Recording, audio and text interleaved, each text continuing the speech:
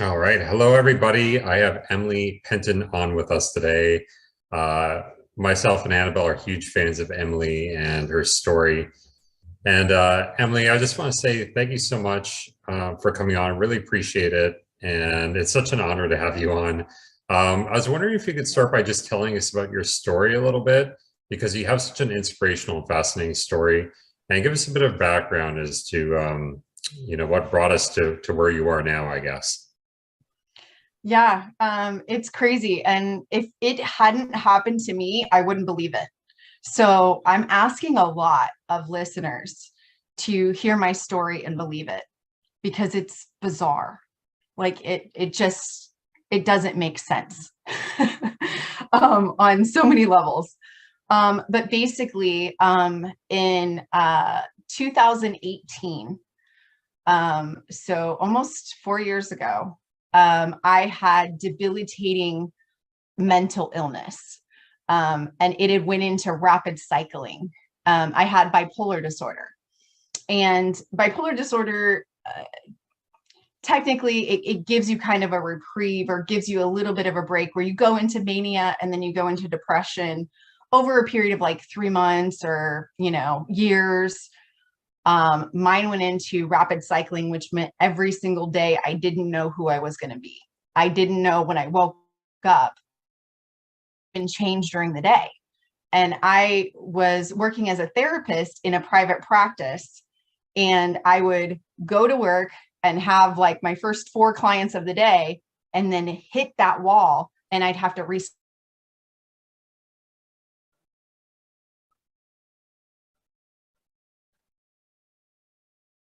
working for 6 months and move in with my mother at the age of 40.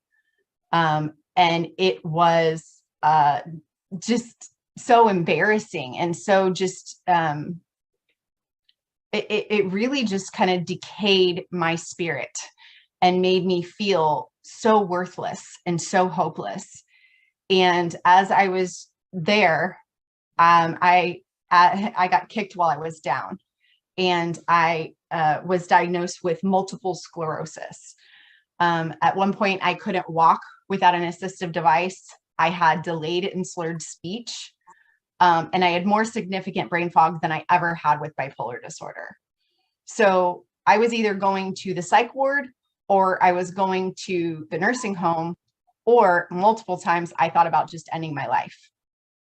It didn't matter that I had my master's degree in clinical counseling because I was incapacitated. I was in bed, and then now I couldn't walk. It was just devastating. And my brother is not a nice person, and he reached out and did a nice thing. And he sent me the first chapter of Amber O'Hearn's book. And it was just on audio. And I listened to it laying in the bathtub. I literally couldn't do anything but listen to it. And the first chapter is 22 minutes. And it changed my life. There was something inside of me that just clicked, that said, if this woman 10 plus years ago could resolve her bipolar disorder eating animal meat and animal fat, it's possible that I could. And that's all I needed, was the possible, because I was in so much hopelessness and worthlessness that I just needed that hope that it was possible. And I jumped in.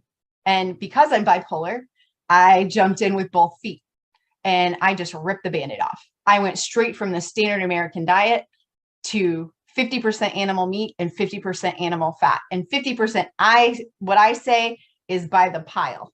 I had a pile of meat and a pile of fat. So I'm sure it was more like 80-20 or something like that, as far as, the way that people measure fat and protein. Anyway, when I was eating the standard American diet, I was eating entire pizzas by myself, entire pies by myself, pieces and pieces of cakes by myself, cartons of ice cream.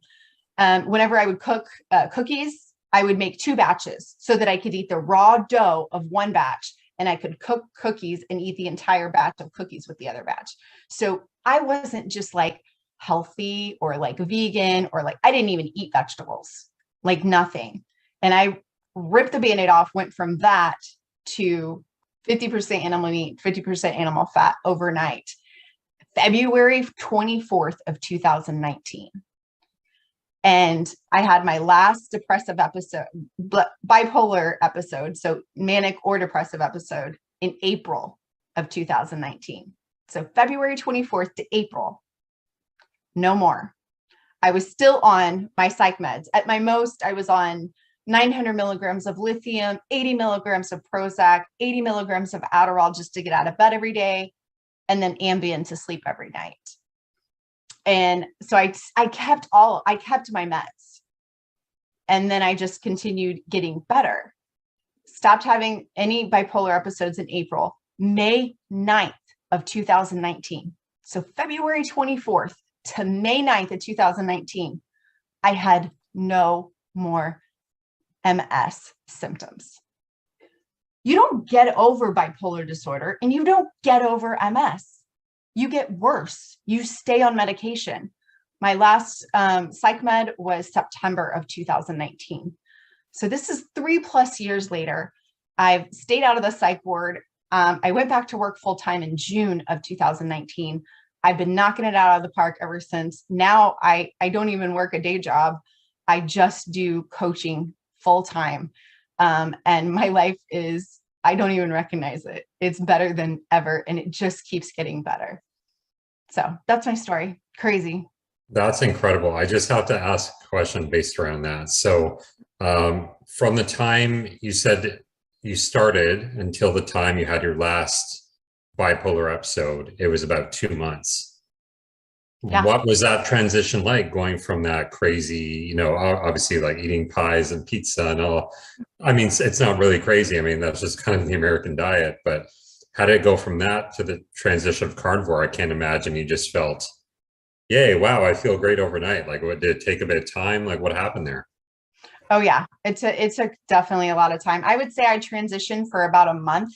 But what was really a blessing to me was my bipolar and my MS already felt like absolute pure hell. And I was in the deepest misery that I've ever been in my entire life. And so transition was just a new pile of horrible. It was literally nothing for me. Like a little bit more body aches, but I already had body aches from the MS. A little bit more nausea, a little bit more, headaches.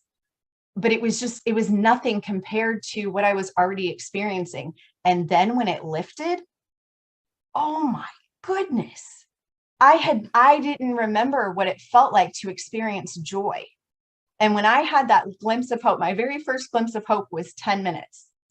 It was just 10 minutes, but it was like the most surreal experience for me. I was just like, I just had a positive thought. I just thought about the future and it was beautiful. And then it went away. It was only for 10 minutes. And then the next day it was 15 minutes. And then it just progressively got better to now I literally, like, you could smack me in the face and I would be like, wow, I wonder what you're going through. Okay, so what can I learn from this situation? Like, I don't even recognize myself. That's absolutely incredible. Annabel, I know you have lots of questions, so I'll let you take the lead here.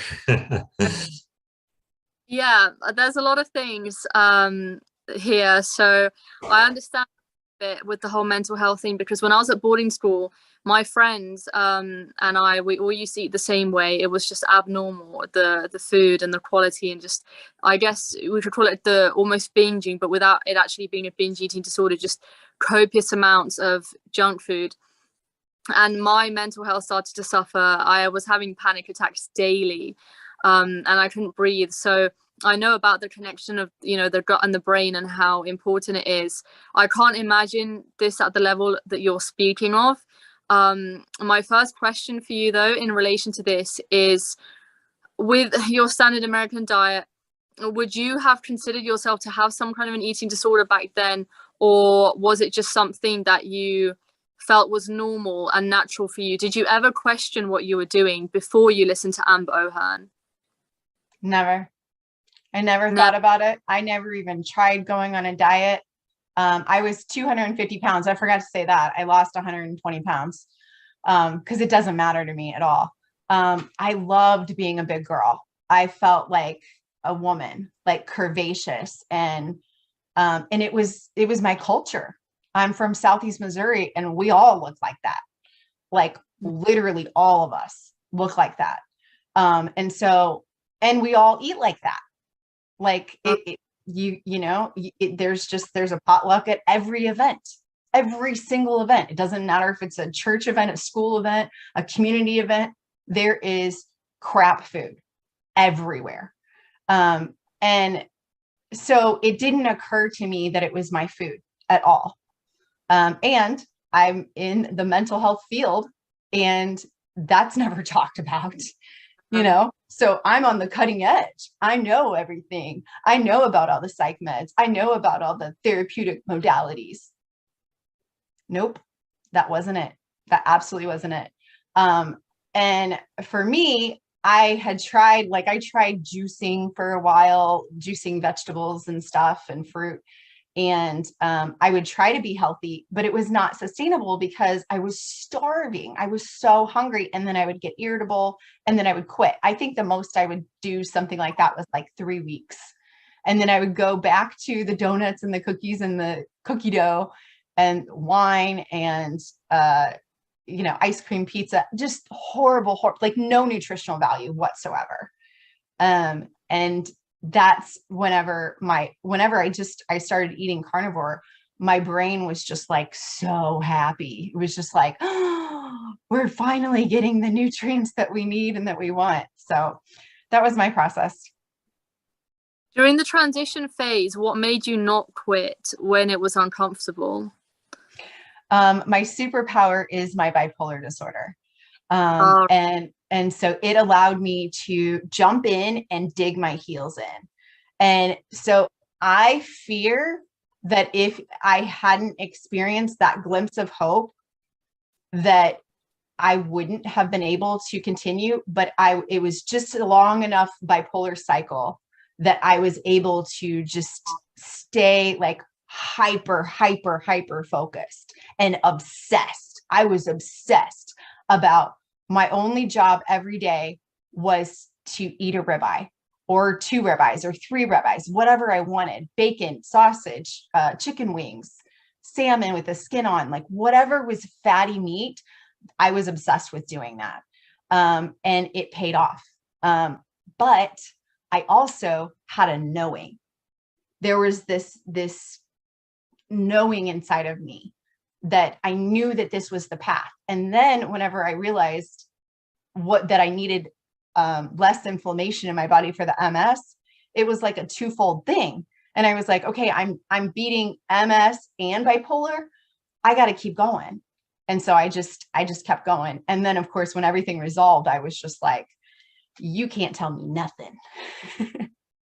Did you have any particular cravings in the beginning? As in, I don't mean cravings towards the old habits and the sad diet, but for specific meat or fat related carnivore foods? Definitely ribeyes. Ribeyes were my jam. Ribeyes were my everything.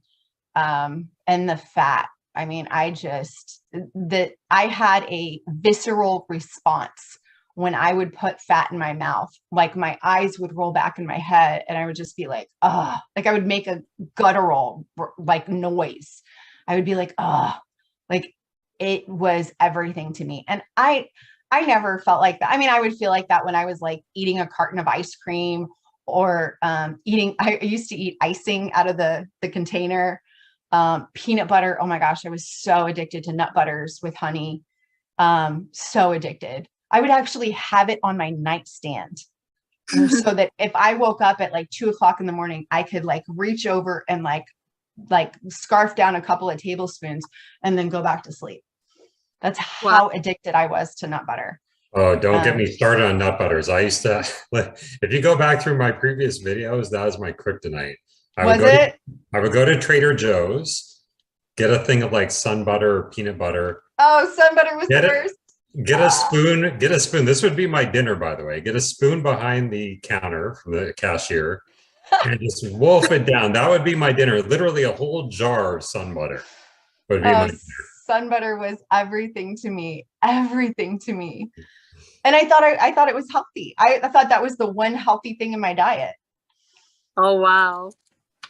Okay, so your first reaction you had, the positive reaction on the carnivore diet, was that what you just told us about? So the positive thoughts, or did you notice any other physical things like, oh wow, I feel like slightly less inflamed, or my hair feels a little bit more, I don't know, shiny, or anything, I guess, more physical? Did you experience that too? Honestly, I was in such a fog that even if it had presented itself, it was like I had like blinders on. Like I had this like hoodie of just darkness and confusion. And it was like I would just go through the motions of my day. And there were times that like I would come out of my room and I would literally not even speak to my family. I would just grunt at them. And I was Wow. but that's how I was for years. Like I would Wow. just be like, and it was only when I was in my mania that I was able to function and talk and knock it out of the park. But in my depression, and then once I lived with my mom, thought I was just all depression. Yeah, yeah. Um, and so even if I did experience any of it, I wasn't cognizant enough, and I was sleeping like 13 hours a day, Wow. even sleeping 8 hours a night. Like it was horrible. Okay. So you mentioned in an interview that I listened to actually with someone, and I'm sorry, I can't remember who it was. It's a while ago, but I never forgot this because ever since then I became hyper cautious, thinking, oh, okay, what's the quality of the meat? Because you mentioned that you were eating supermarket CAFO meat and you were fine until you weren't fine.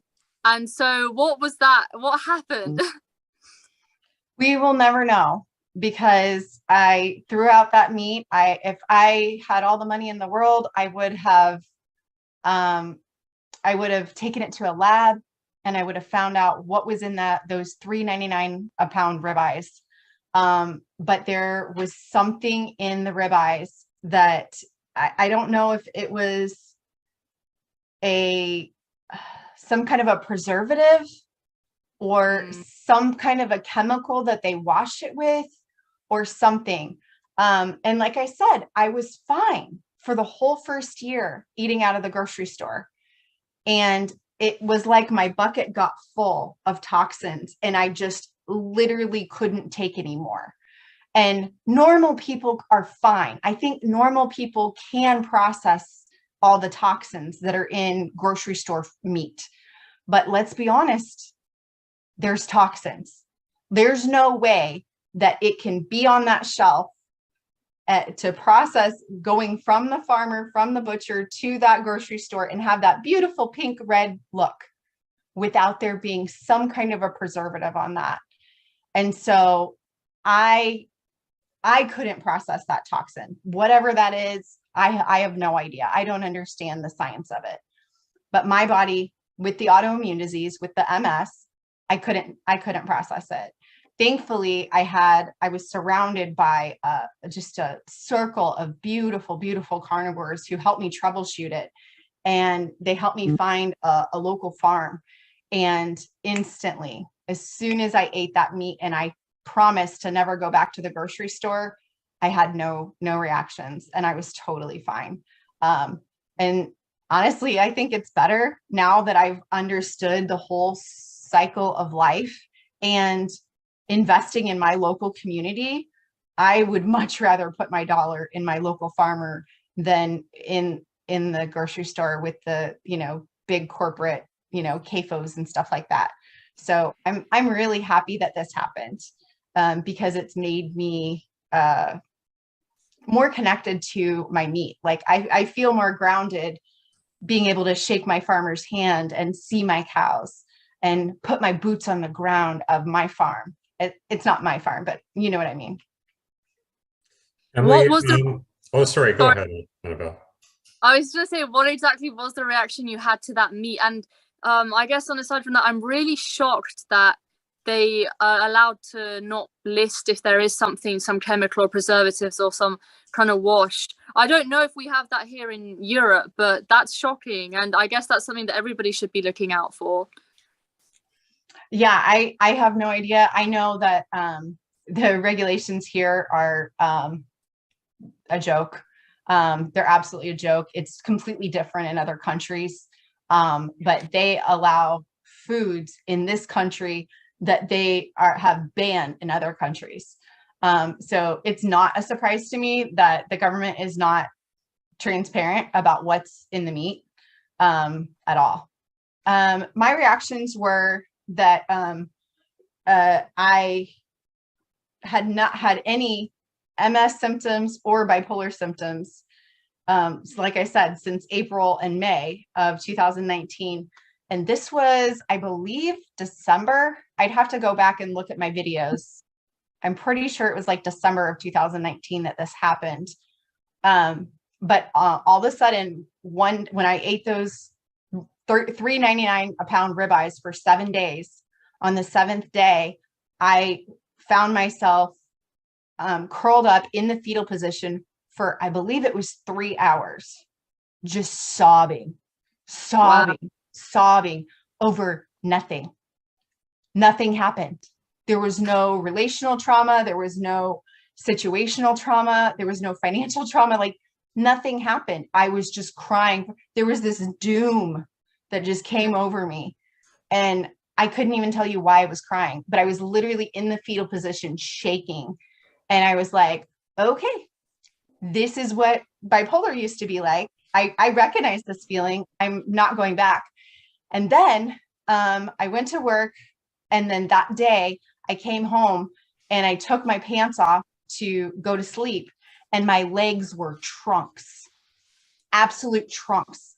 Like, I have video of it, and you could, like, I would push in on my ankles, and I had pitted edema, and I gained 15 pounds within, I believe it was a week. Wow. And so there was something that my body just could not process, the toxins. And then, of course, I switched to the local regenerative grass-fed beef, and I was fine. It went away within 2 weeks, a week. Wow. Scott, sorry, what was your question? Well, so, you talked earlier, you said that your body has changed in a lot of different ways, right? So things, some reason change, I sort of looking at myself in a self-indulgent way, and some other people I've talked to, like, some people might do well with red meat for a while, and then it kind of turns on them after a while, and they don't do so well with red meat or high fat. What has been your experience with that? And is there any kind of like workaround with that? Can you do carnivore without doing the higher fat, or what's your experience? Yeah, I have found that everybody is different. I have found some trends with my clients, that the people with autoimmune disease and the people with mental illness do better to heal at the beginning with high fat, and specifically animal fat, not dairy and coconut oil and avocados and all those other fats, specifically animal fat, like fatty pork butt, ribeyes, beef fat trimmings, salmon with the skin on, chicken with the skin on, like, those kind of animal fats. But I also know that what's beautiful is once the inflammation clears out, then they are able to tap into their inner clarity, their inner being a little bit more, because before they're so confused, they're so just chock full of inflammation that they literally cannot make decisions. And then once the noise clears out, then they're clear, and they're like, you know what, I think I need to tweak this. I think I have an idea. And I tell them, go experiment for yourself. and then they navigate their own path. And that's far more powerful than me sitting here dictating to them, you should do X, Y, and Z for, 3 weeks, and then you should try A, B, and C. No, you can tap into your inner clarity and let that guide you. Yeah, no, I think that's great. Annabelle? Yeah, speaking of inner clarity and your life changing, you've started to take on a lot more projects recently, such as your incredible food freedom prayer group on Facebook. So what brought on the inspiration to start doing more? The food freedom prayer group was something I was very resistant to because I didn't see the correlation. I've always been a very spiritual person, but I didn't understand why I should pray about food freedom. But I noticed that that's what I was doing in a lot of my sessions, my one-on-one sessions with my clients, was that I was praying for them to break their addictions to sugar and processed foods. Because y'all, I'll be totally honest with you, I don't think any of this is about food.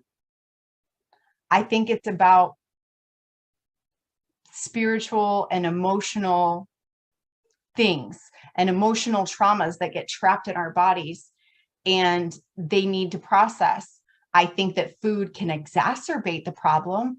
And that's why when we remove the blocks, we can get more to the healing, because we're intrinsically healthy people. We are these beautiful beings that already know how to heal ourselves. We're just blocked. We're just confused. We're just junked up with all this inflammation. And so whenever you remove the inflammation, that's whenever the healing just happens. And so I went out on a limb, and I was just like, you know what, I'm just going to start this group. And I started a Facebook group with my food freedom prayer meeting, and we meet every week, and I just hit record and we pray. And it has expanded into praying for the farmers, praying for the ranchers, praying for the truckers, praying for the government that is regulating the laws around our food freedom.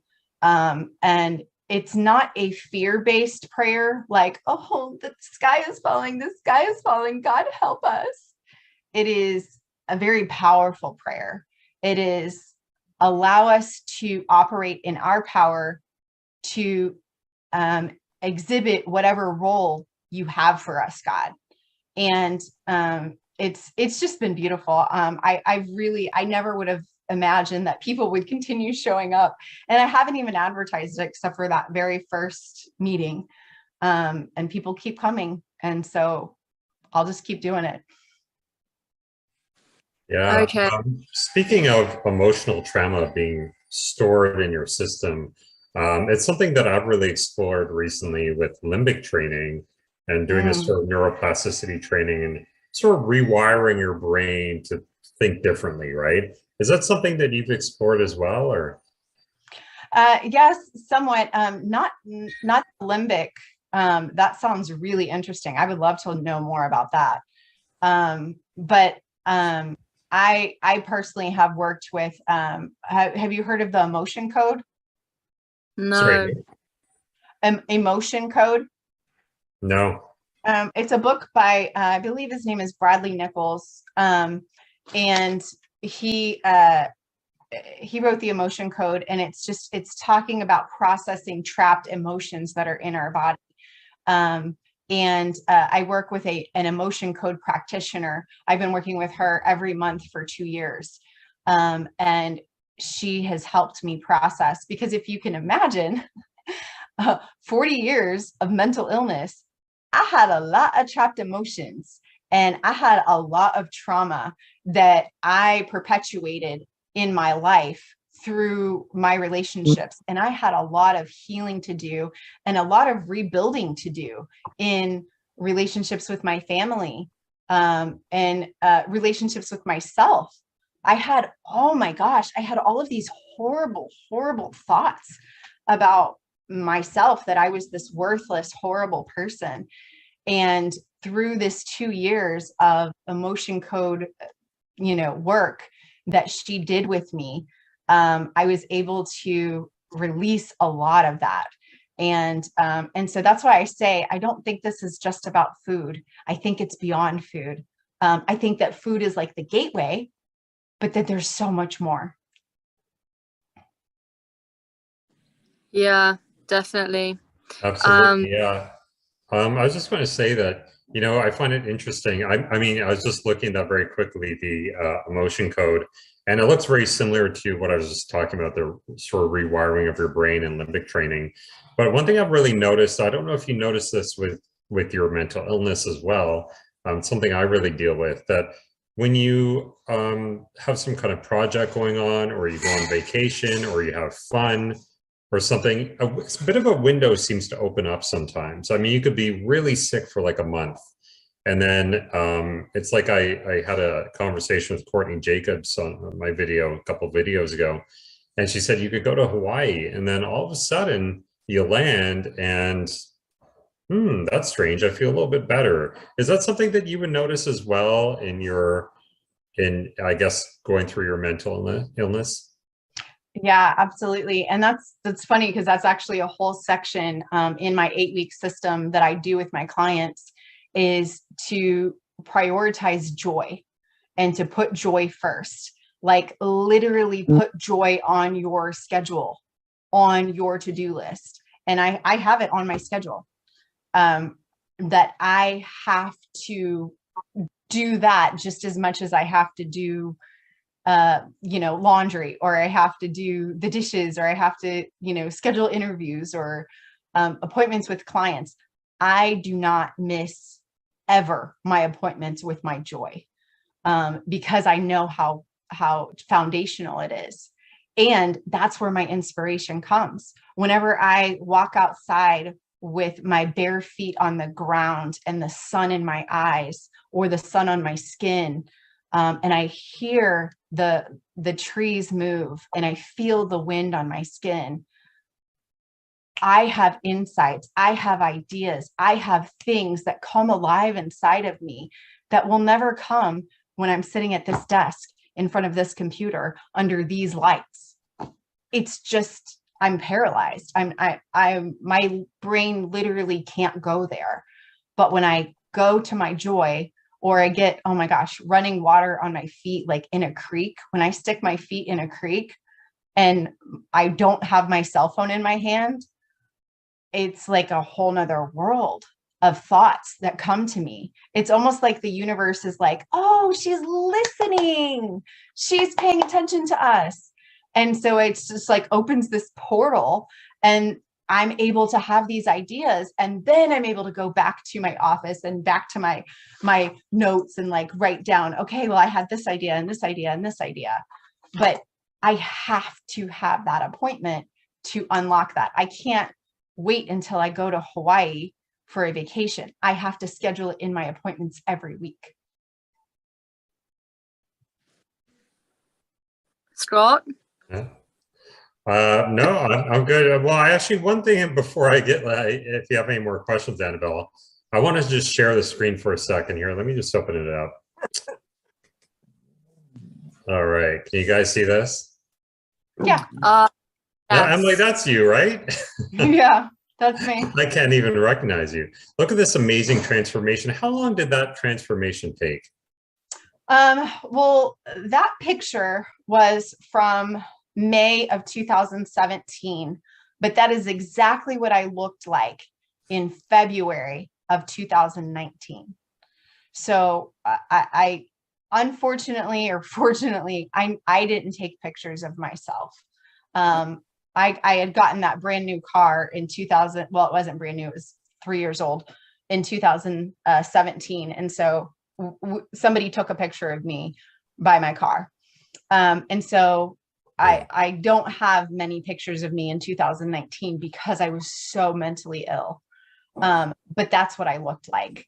And you wouldn't know that unless you go talk to my family. Because I didn't take pictures. I don't have any video footage of me not being able to walk.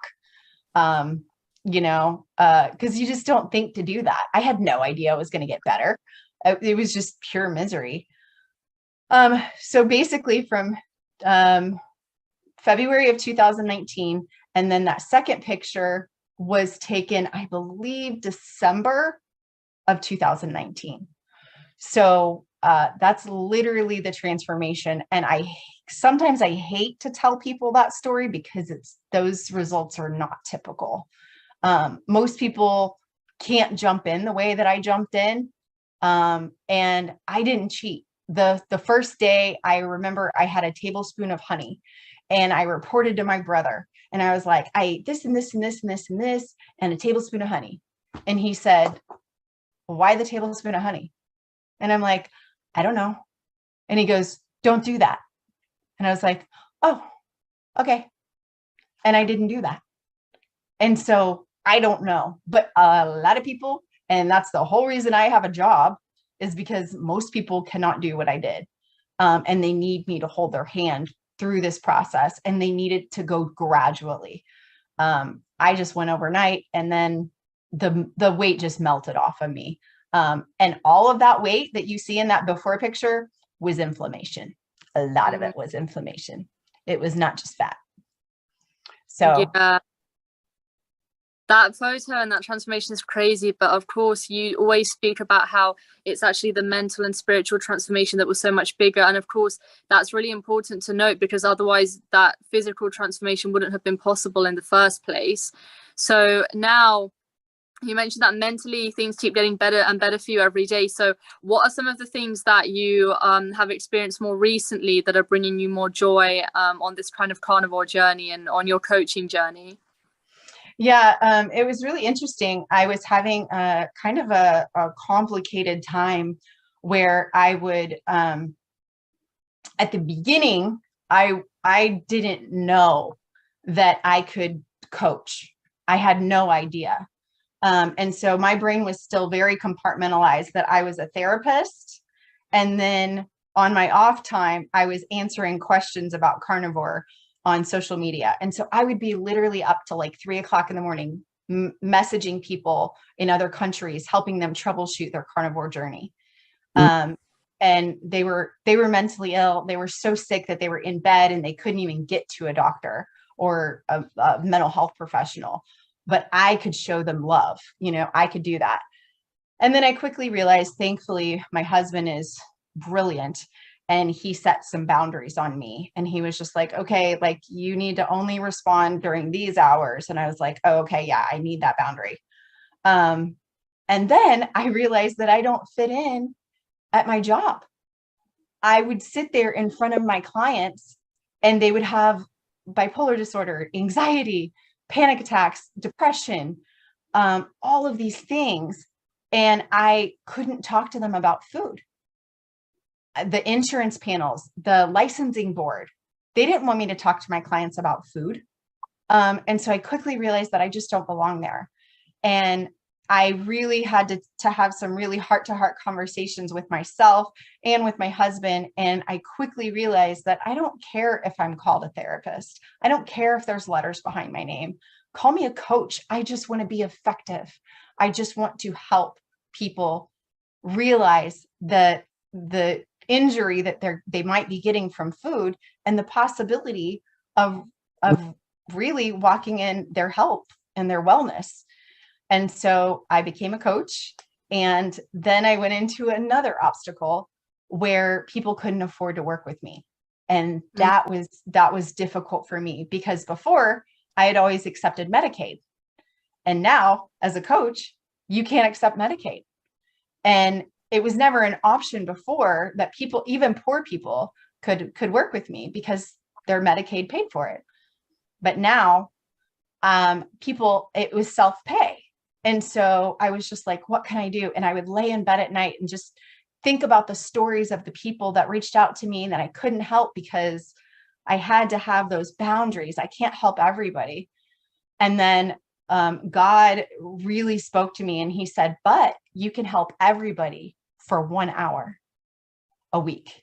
And I was like, I can do that.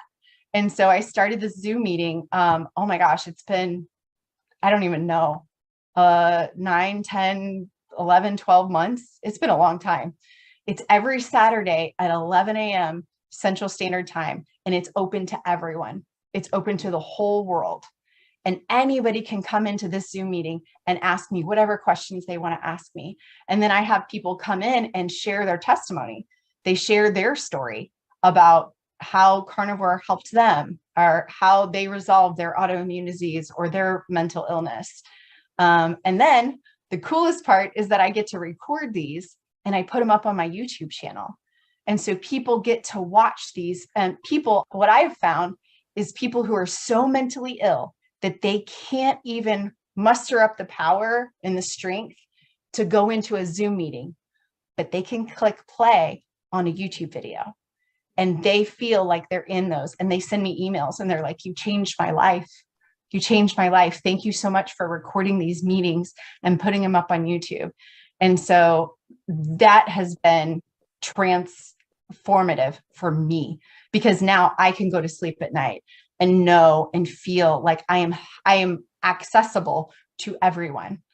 It just depends on where they're at on this journey. And, you know, it doesn't matter that they don't have the money to hire me. With your story and your journey, do you feel like this was all meant to be, as though this kind of whole thing was designed by God to make you who you are today? Because it's incredible. And sometimes I feel like I'm being led by a bigger force than by God, because, you know, the things that have happened to me, I just think I wouldn't just have been able to do any of this, you know, by myself with my own power. It has to be coming from somewhere else. So now looking back on it, how do you feel about everything? And was always an important part of your life, even when you were still ill? Annabel, if I could do it all over again, I wouldn't change one thing. I wouldn't. I wouldn't change one thing. And it was the most miserable hell.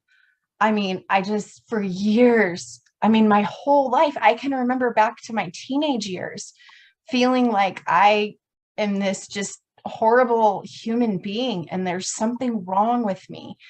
And just years of torture, and oh my gosh, 3 marriages, like just, and then the damage that I did to my family with my tongue, with my actions, with just horrible things.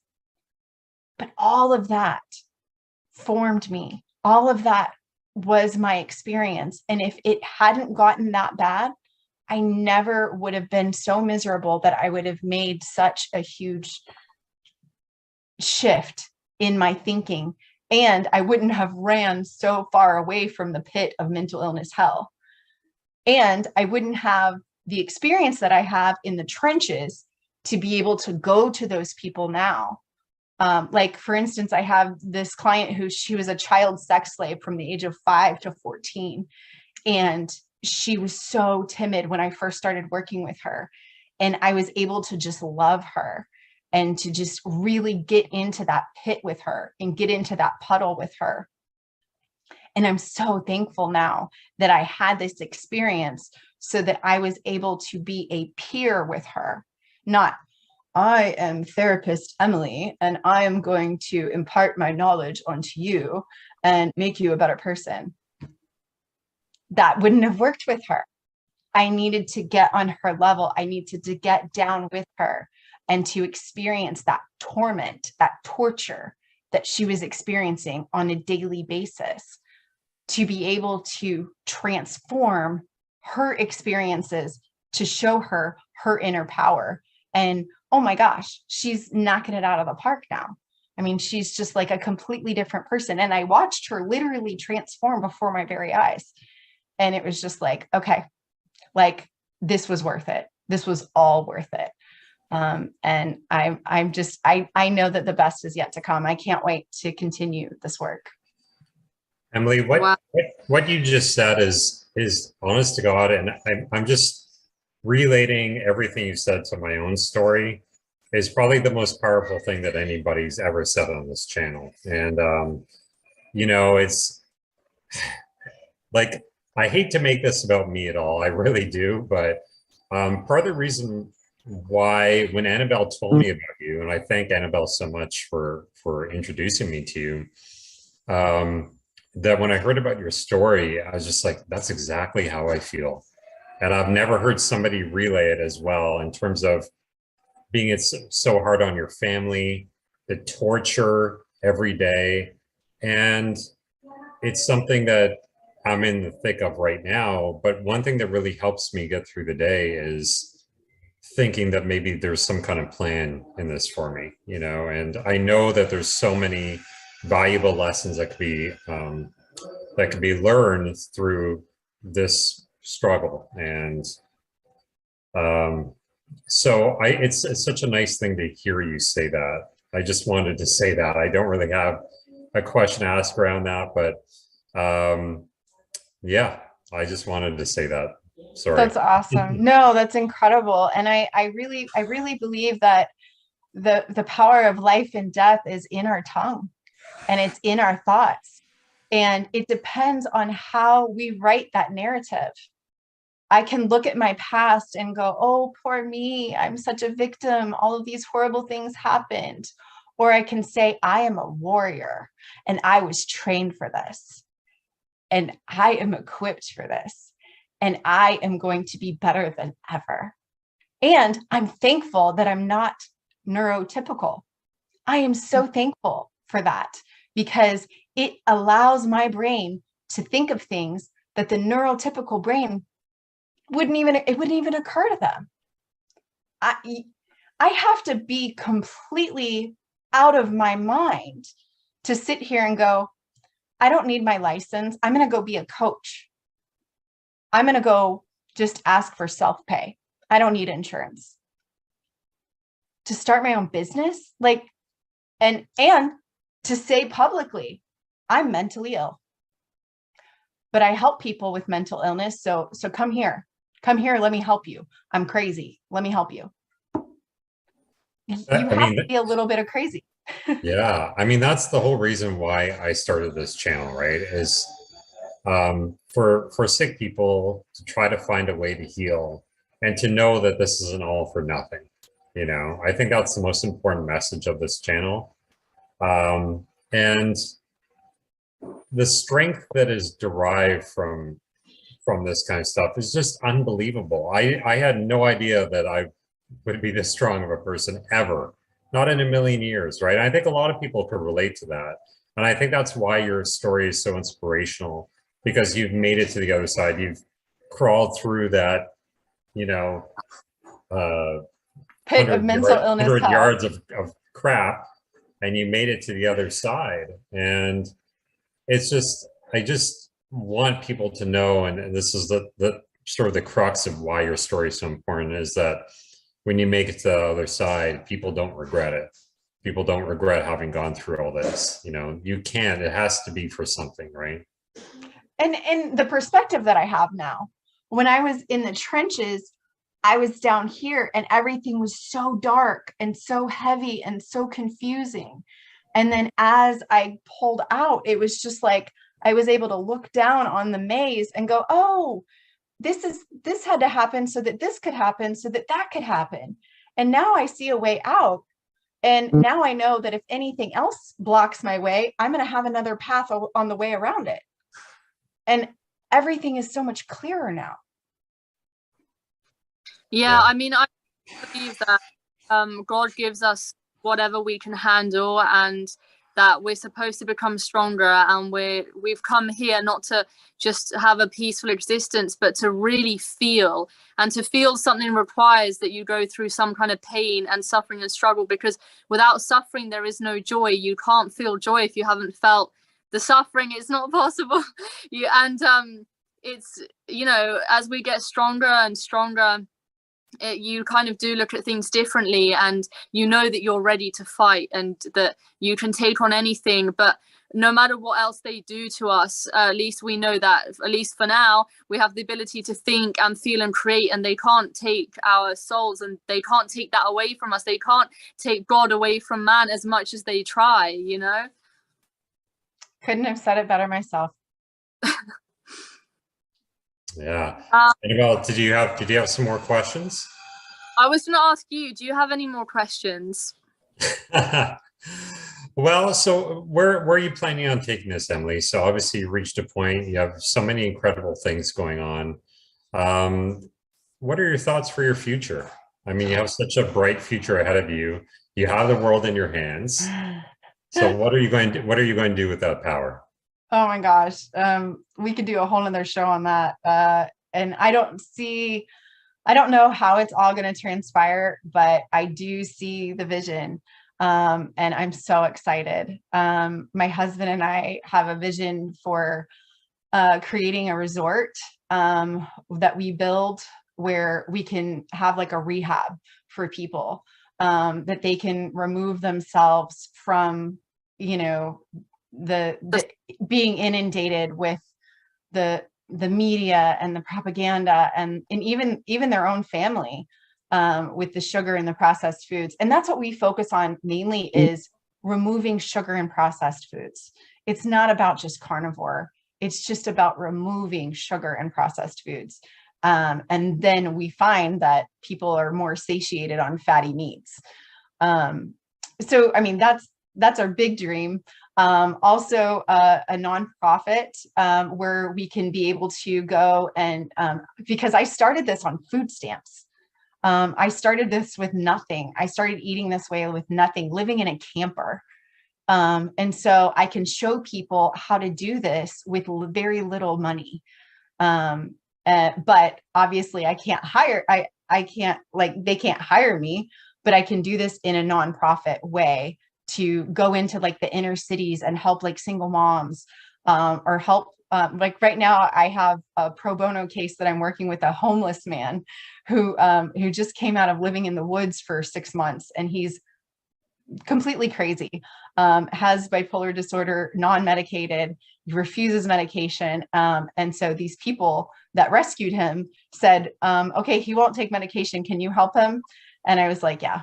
So I love it. Like, I love doing stuff like that. And then obviously I'm going to continue my work in my 8-week system, where I literally hold people's hand and I walk them through this whole process of the transition. Because it's scary when you don't know what to expect with the keto flu and the keto rash. And, I call it death breath. Whenever you get that like horrible breath, whenever your body is dying off all of those bacteria and stuff. So that's what I'm doing. Well, actually, the more that the people who, for example, non-profit and who can't afford it, the more it will be a similar story to you. I can imagine where that if they start something like this, the universe is just going to keep giving and giving and giving, and then the better their brains will work, the more opportunities they'll be able to get. So they might start on food stamps, but they'll end up, just smashing it. Oh, absolutely. And I believe that what I think about is like mining. I'm mining for like diamonds, because the people that society has thrown away, like schizophrenics. Oh my gosh, I love working with schizophrenics. I love working with very severely mentally ill people. And I have this amazing skill set that a typical carnivore coach couldn't work with them, because they'd be like, oh my gosh, they're crazy, or they're talking to another person right now, or whatever. Or like that, the child sex slave, she would revert to her 6-year-old self, and she would start talking like a 6-year-old. And so in the sessions, I was able to remind her, no, remember, you're an adult now. Nobody's hurting you. You are safe. And she would snap out of it. And she's like, oh, okay, you're right. Thank you. And so I'm able to go into the muck and really mine out these diamonds. And theyese people are phenomenal. They're going to be incredible members of society and bring beauty to the world that we've never seen before, because they're not neurotypical. They are going to create things that we can't even imagine. And everybody else has thrown them away. But I want to go mine for diamonds and let them shine. Wow. That's incredible.